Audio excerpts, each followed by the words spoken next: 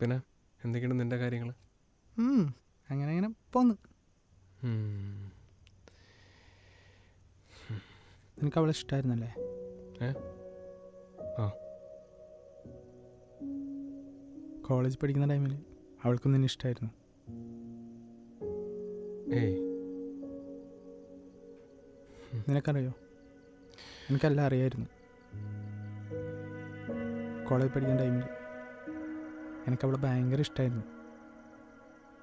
ഇടയ്ക്ക് നിന്നെ കാണുമ്പോൾ ചെറിയ അസൂയൊക്കെ തോന്നാറുണ്ട്.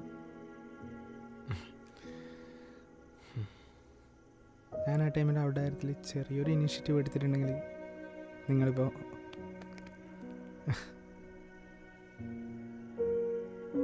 സോറിടാ. നിനക്ക് എന്നോട് ദേഷ്യമൊന്നും വേണ്ട കേട്ടാ. സോറി. ആ കറണ്ട് വന്നല്ലോ. എന്താണ് വാ.